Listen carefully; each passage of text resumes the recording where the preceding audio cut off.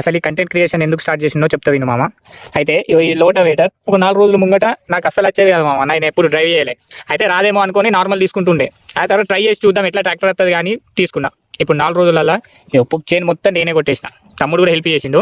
అట్లా నేర్చేసుకున్నా మామ. నాకు ఇప్పుడు ఎడిటింగ్ రాదు చక్కగా. ఎడిటింగ్ కూడా అంతే ఎక్కువ రోజులు తీసుకోను మామ, 1 నెలలో 2 నెలలో 1 సంవత్సరమో, కానీ ఖచ్చితంగా దాన్ని కూడా నేర్చుకుంటా, మంచి వీడియోలు తీస్తా.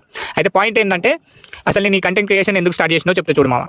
అయితే నేను BS అగ్రికల్చర్ డ్రాప్అవుట్ స్టూడెంట్ మామ. ఆ తర్వాత నాకు ఇంట్లో 3 ఆప్షన్స్ ఇచ్చేళ్ళు. ఒకటి డబ్బులు ఇస్తా చదువుకుంటావా అని, నాకంత ఇప్పుడు ఇంట్రెస్ట్ లేదు మామ స్టడీస్ మీద, వద్దని చెప్పేసిన. 2వ ఆప్షన్స్ మరి ఫ్యామిలీ బిజినెస్ చూసుకుంటావా అన్నారు, దాని మీద కూడా నాకు ఇంట్రెస్ట్ లేదు, దాన్ని కూడా స్కిప్ చేసేసిన. 3వ ఆప్షన్ ఏంటంటే నీకు ఎట్లా కమ్యూనికేషన్ స్కిల్స్ ఉన్నాయి కదా మరి జాబ్ చేసుకుంటావా అని అన్నారు, దాని మీద కూడా నాకు ఇంట్రెస్ట్ లేదు. ఆ జాబ్ చేసిన పైసలు కూడా నువ్వే ఖర్చు పెట్టుకో, మళ్ళీ ఇంట్లో ఇవ్వాల్సిన అవసరం లేదన్నారు. అప్పటికి కూడా అది కూడా వద్దని చెప్పేసిన.